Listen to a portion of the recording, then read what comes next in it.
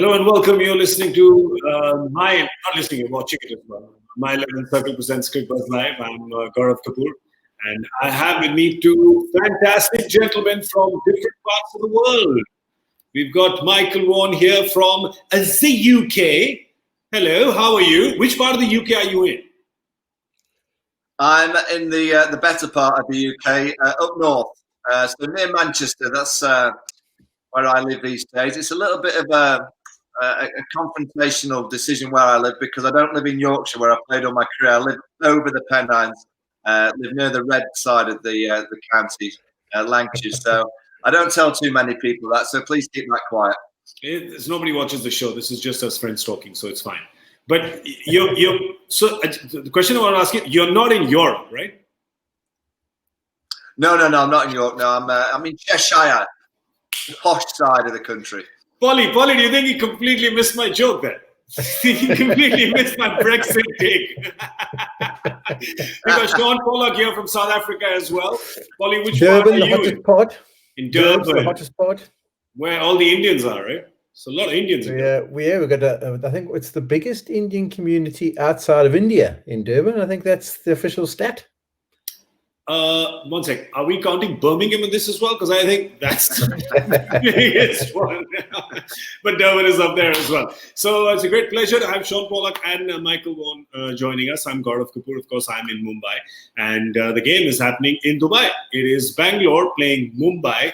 It's the clash of the Titans. Well, not when it comes to teams, because one is a 4-time winner and one's still to get their hands on the trophy. But we're talking purely in terms of the captains. You've got Virat Kohli and Rohit Sharma, two of the finest batsmen that India has perhaps ever produced, are going head to head. This is going to be an amazing clash. You have some teams that you're always a little more motivated against, and if it's your buddy, if it's a competitor, you're definitely more motivated against them. Michael, for you, has there ever been a team that you're sort of extra motivated to perform against? I mean, I don't know much, but Australia?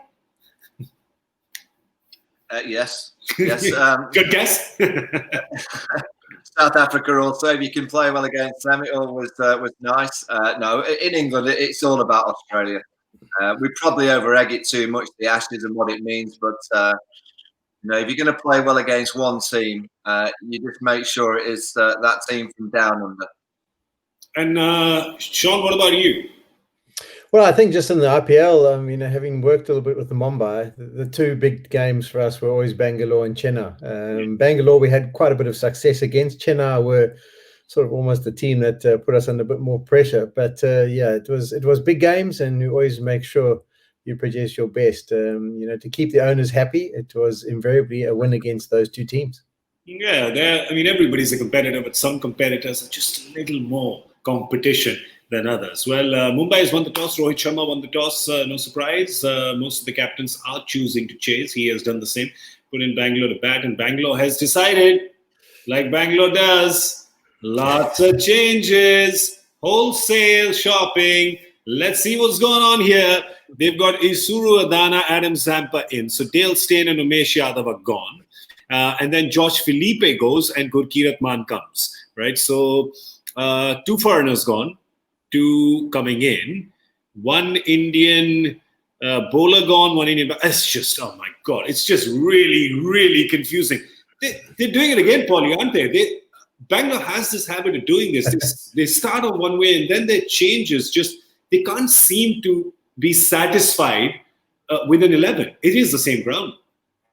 Yeah, and AB de Villiers will keep. We actually mentioned that might be a good idea in the last game, but they do tend to tinker with their squad. It's all about trying to get off to a good start. They haven't managed to do that, and that often brings about the changes. The teams that start with a nice balanced unit and don't make too many changes are invariably the ones who get to the top of the log. But they've decided to make these calls. It was also interesting to listen to Virat at the toss where he said he was keen to bat first. Having made all those changes to the bowling department. Virat said that. Sorry. Virat said he bat first. Yeah, he preferred to have batted first himself. But with the changes he's made to the bowling department, it's been a real struggle and a lot of pressure on those new guys who've come in. It doesn't matter what score you get on the board to have them try and defend it. So that was interesting. But I think the pressure has been on their batting unit, and I think they're trying to make sure they squash that, give themselves the best opportunity without scoreboard pressure to have to worry about. Yeah, Michael, when you look at that, you're obviously looking at, I mean, that's a solid three in your top four, right? If you've got Aaron Finch, Virat Kohli, and AB de Villiers coming in, everybody else should really be a bonus. Yeah. It's typical RCB. They lose one game and they kind of rip up a lot of their kind of thought process. They won the first game nicely against the Sunrisers, get hammered by Kings, and then they make the changes. That for me is one of the reasons why they've not had a great deal of success in the IPL, that they don't stay consistent with their decision making for long enough. I do think they look a better outfit without Josh Philippe behind the stumps and putting AB. There's nothing against Josh Philippe; he's a fine young player, but it just allows the RCB to be a little bit longer in the batting, more bowling options. I am surprised. I know I'm in England. I'm going to support the England guys, but I'm amazed that they're not playing Moeen Ali. With his all-round ability, left hand to target the spinners, bowls off spin nicely, a decent fielder. So I'm surprised that they're not playing Moeen Ali. But it's the RCB, it's the IPL. After one game, they lose one game, get hammered, rip everything up, and start again. It's pretty much what they do. Yeah, and you might just see Moeen Ali coming in a game or two last season as well. He came late, and when he came, everybody was like, why were you hiding him all this while? Because he really is that kind of game-changing player. Just gives you so many options. Ollie, we just want to focus on ABD for a second. AB has only kept wickets in 2 games, that too in the BBL, as a starting wicketkeeper since 2016. I mean, he's a gun outfielder. He's like a cheetah on the boundary. But being a wicketkeeper is a completely different kettle of fish, isn't it?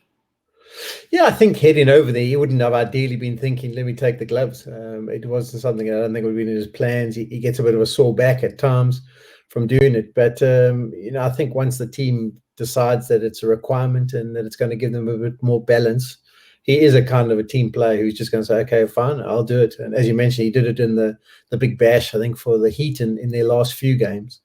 So there's no doubt he's talented. He can sort of fit in. It'll take some adjusting, and we'll have to see how he goes. But I definitely think it's a better decision than having Felipe there. I think he's got to try and find his feet. And as I mentioned last time, you don't often see sort of unknown individuals coming from as internationals into the RPL and making a massive impact. It was always going to be challenging for him, and I think this would just give them the better balance. But I'm with Michael on Moeen Ali. I think he could have been a good option up front to Quinton de Kock, maybe starting in those first 6, and then they have got Sarab Tavadi in the middle overs, the left-hander as well. So I'm a bit surprised. I know the ideal plan originally was to get to Morris in, and maybe they feel that the Sri Lankan can do the job that Morris is supposed to do for them. And also Josh Philippe was batting out of position. He likes to be top of the order, but there's quite a wait list to do that for Bangalore. But well, he's out now, and maybe he's going to be keeping wickets. Let's look at the Mumbai team. One change for them. They're not known to tinker too much. They've just got sort of like for like almost, right? They've got a left-hander in, hard-hitting left-hander in for a hard-hitting left-hander, Michael. Ishan Kishan in for Saurabh Tiwari. Yeah, I mean they're a powerhouse with the IPL. They know how to win the tournament. Whether they start come strong at the end, Mumbai do, but you just look at that combination, leg spinner, spinner, and they've got 3 quicks in Bolt, Bumrah, and James Paston. And in the last game against KKR, we're all very, very good. So I think Rohit will be happy with his bowling unit. He found. And in T20 cricket, if Rohit wins a game on his own, vice versa, in the likes of Virat Kohli and maybe de Villiers do exactly the same, they can get the RCB over the line. But Mumbai just know how to win this tournament. They know how to peak at the right time. And as I said, they played very well in the last game. Didn't start well in the first, but they've got pretty much everything covered. We'd ask one of the best the world has ever seen about the quick bowling lineup for Mumbai. You'd be happy with Trent Boult, Patterson, and Bumrah showing up in your colours. Yeah, they've got a good mix there, haven't they? And a nice left-arm seamer. And you've got Bumrah, who's just special. He's such an X-factor bowler. He bowls from wide. He gets those Yorkers in. And then Patterson looks like he's settled in nicely. He's a guy who keeps running, hitting the deck hard. And I think they've got so many bowling options, haven't they? I mean, we haven't even seen the Pandyas really do a massive job. Pollard's just done a bit of a bits and pieces. and their spinners is been a real find for them that they picked up last year. So Chahar, I'm sure he'll continue to do a good job. So they have really got some good balance. I'm surprised at the one change. I'd be interested to see if it was Saurabh Tripathi was injured or not. And the only concern when you watch the Mamba from a distance is when Surya Kamal and Saurabh Tripathi get in a partnership together. I think that's the only time that teams can apply some real pressure, because they sometimes don't think things as through as the experienced campaigners. And Surya Kamal at the top of the order, I think you can put a bit of pressure on him. He's a kind of guy, that's why they opened the batting with him last year, who hits good boundaries in the first 6 overs, but then once the field spreads, he sometimes can battle to pick up those boundaries. But besides that, I mean, they've won it 4 times. They're a quality unit, and they've started off pretty well. They have. And how have you started out on My 11 Circle? How's your team doing? Have you made it yet? Well, make it now. Go to my11circle.com. Download the app, which you I know have done already, and pick the game. It's Bangalore Mumbai. You're spoiled for choice today, aren't you? How are you going to pick 11 out of these 22 guns? Well, there's a few changes on both sides, so just be cognizant of that. And of course, it's Monday, so we're going to tell you about the big chance to win a crore. Win a crore! That's a good chunk of change, man. That's a healthy chunk of change. And you can, of course, win that, and we will be declaring the winner of that later in the show. Let's talk about the venue, of course. Bangalore has played 2 games already in Dubai, the 2 that they've played. And it's Mumbai who's visiting, actually, because they've been playing in Abu Dhabi. So they've taken the drive down the road, about 100-odd kilometers, in a sleeper bus, if social media is to be believed. 100 kilometers. Abu Dhabi to Dubai, Paulie, doesn't take more than 45 minutes. I don't know why they had a sleeper bus. And you can go pretty quickly down that road too, if I remember. I think you can put your foot down. I'm not too sure what the speed restrictions are, but we've done it comfortably in I think about an hour and 15 minutes. But maybe the sleeper buses for once they've got the result they were after, and they can sleep on the way home. Yeah, maybe they can do that. Or maybe it's crossing of the border and quarantine issues, and you don't know how long it'll take to get the paperwork. So might as well just take a nap. Interesting. Well, Dubai, of course, has been favorable for spinners. It is a slightly larger ground. You're not going to see the carnage, Michael, that happened yesterday at Sharjah, and not that many sixes being hit. So you've got to do some proper old school batting here. Yeah, you just look at the numbers on the screen as well. Spinners have played a big role in Dubai because of the bigger boundaries. It's not often that I feel sorry for bowlers, but I have to say that I do feel sorry for all bowlers bowling in Sharjah. It's a postage stamp of a ground, good wicket, and as we saw yesterday, the ball was travelling not just over that stand, but onto the road, smashing cars. It's a ground in Sharjah that bowl. This is a ground where I think the bowlers fancy in Dubai, particularly the spinners, big boundaries. You can protect one side, and others one side a lot bigger than the other. So that'll be the skill of the captains today to make sure that you're getting the batsman hitting to that bigger side. And I just think over the course of the next few weeks, most bowlers will be having sleepless nights knowing that they have to go and bowl in Sharjah. Yeah, well, they need the sleeper bus for sure if they're traveling to Sharjah. But Paulie, you got to see these. I mean, yesterday it was like Michael pointed out, there was a road right outside the stadium, and then there is a road right in the middle of the stadium, because that's where they were playing, weren't they? You don't want to be a bowler in Sharjah. What were you feeling when you were looking at that game yesterday? Yeah, you do feel sympathy for them, sure. And sometimes you just honestly think the bowlers haven't got much of a plan, and that they're basically just trying to do everything they can to limit the damage rather than have an influence on the game, So it is a small ground. I think it's the one ground that Brian McMillan hit a 6 in a one-day international in front of the wicket. He wasn't known as our biggest hitter, old Brian Mac, but it is small and it's a bit of a postage stamp. So you can maybe think of a few niggles going to be surfacing just as teams head to Sharjah for a couple of the games. That maybe a bit of a tight hamstring. Maybe this is a good one to miss. Are you talking about Brian Bucket Hands McMillan? Yeah. Mackie was brilliant with the bucket hands. He was a brilliant batsman, but as far as a big hitter was in one-day internationals, it wasn't the case. And even he hit a massive 6 into the road on that ground. So it's a small ground. Yeah. Yes. He had a similar hairdo to you. Brian McMillan is.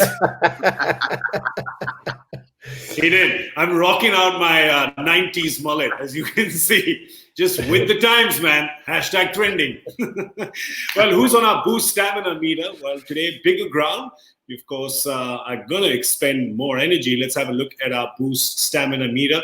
Manish Pandey is right on top. You've got Sanju Samson, Fab du Plessis. I mean, these are you've got your usual suspects. You've seen them, of course. We've got Surya Kumar Yadav, Jasprit Bumrah, who are going to be plying their trade today. So, have a look there. They're one bowler in the whole I mean, nothing's changed. The T20 game, everyone who dominates is the batsman, even on the stamina score. It's just the one bowler included there. But we've got the one bowler that we're looking at today because he has been working hard and he has been successful. We're looking at Navdeep Saini. Navdeep Saini, great action, good speed. Paulie, your thoughts on him? Yeah, he's been a good find. I think he's been a good choice, and he's done a good job. He's one of those guys you just see he's got a bit of hurry up to him.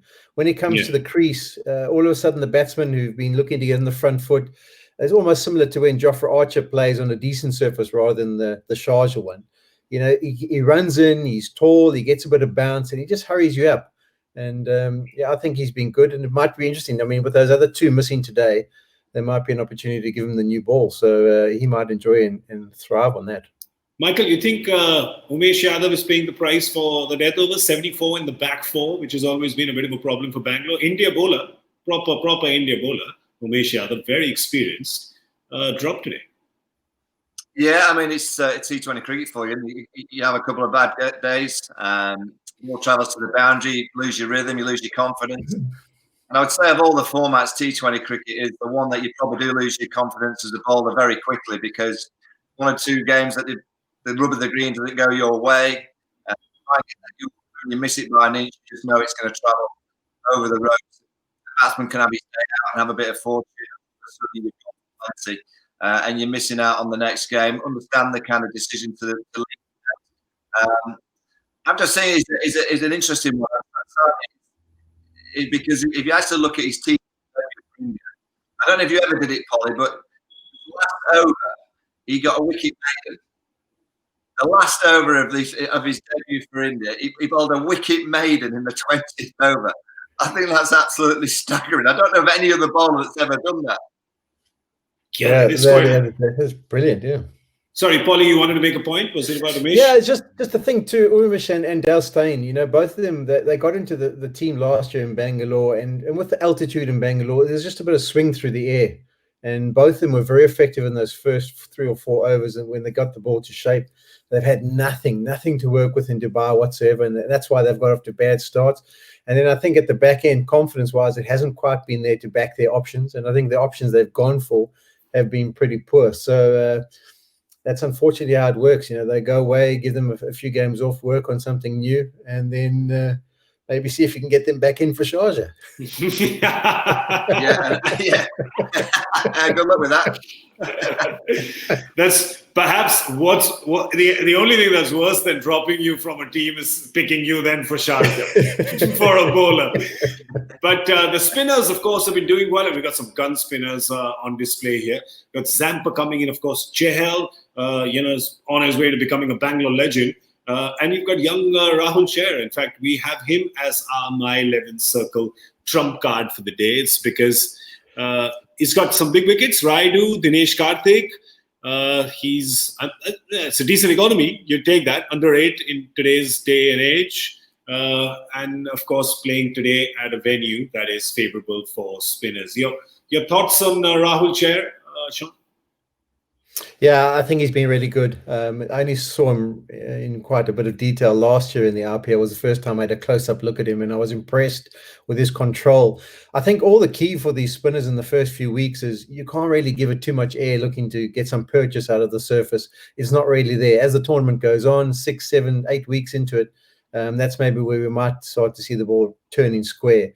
But for now, it's the length you hit and how consistently you can hit the top of the stumps at a decent pace that's going to make it difficult. And he's very accurate. I think he probably sits and watches Chahal in the other team and tries to work out exactly what the lengths are. But I've been impressed by him, and I think he's a decent trump card to pick. I think there's a good chance you can earn yourself some big points. Well, that's him. And then, of course, you have Virat and Rohit who are squaring up against each other. And Michael, there's always, we were talking earlier about teams that you always sort of get going against. And if you see the numbers of these two when they play against each other, I think it's also the atmosphere. It's also sort of Virat coming to Wankhede, a place where it's probably the only place he was ever booed once, I remember. Rohit Sharma going to Chinnaswamy. It's a bit of that comes into play as well, right? It's not just the opposition, but also the grounds. Yeah, I mean, they're two guns, aren't they? Two incredible cricketers, two greats of the game, two leaders of their respective sides. Rohit Sharma, for me, is a magnificent T20 captain. Calmness, very smart in the way that he manoeuvres his team. Obviously, he leads at the top of the order. Delighted that he's now at the top of the order. There's been times when he's kind of dropped into the middle, which I've never quite understood in T20 cricket. Virat Kohli, again, is a leader, more flamboyant. You can clearly see through the screen what's happening in Virat's kind of mind because he shows us everything. Whereas Rohit's just a little bit calmer, a little bit cooler. It may sound harsh, but I think Rohit, in terms of captaincy, I think in T20 cricket, he might have the wool over the eyes of Virat Kohli. I just think he's got a better plan of how to play the game. It certainly helps by being at the Mumbai Indians who know, and he's been one of those major facts why they have won the tournament. But I still feel that Virat's trying to find his feet of how to play as a leader in T20 cricket. You only have to look at the swapping and changing that he does at the RCB team. Also in T20 cricket, I don't think that ever kind of under his leadership got exactly the way they want to play the game. Polly, you concur with the assessment of Dr. Ward? Yeah, no, I think it's a big game for Kohli today. He's the kind of guy from a leadership perspective who likes to lead from the front. It runs under the belt and gets his confidence going and walks out there and captains his unit. So hasn't got it going so far in this tournament, whereas Rohit has. Rohit's had a couple of decent knocks. And yeah, I think Rohit has done a really good job. I think he's key to the Mumbai success. Having been there and seen him come through and take over the leadership role. There's lots of pressures on the Mumbai team in order to perform, and he's managed to deal with it. He's backed it up with performances with the bat, and he'll be hoping for more of the same today. So it should be a good battle, but I think it's more of an important game for Kohli this than it is for Rohit. Well, okay. It's an important match for the three of us as well, because we're always battling for the My 11 Circle badge of honor. This is serious business. We don't mess around. Bangalore's batting first. They've been put in by Rohit. We got to guess what the score is. Whoever comes closest within 5 runs is the one who gets the badge of honor. Who wants to go first? Should we go alphabetically? Pollock before Vaughan. Okay, I'm going 177. 177 for me. Getting in his bid real quick. Shaun Pollock with 177 for Bangalore, batting first in Dubai. Michael Vaughan, what is yours? I'm going to go 165. 165, low ball in it. All right, so let me I'll go the other way then. I'll go 186. 186. We've got it covered now. Last piece of business before we leave is the Joy Factor question. Professor Joy may not be here, but he always leaves us a little kiss on the pillow. This is what he's left us today. Let's have a look at the question. If you can pull it up on screen, please. There it is.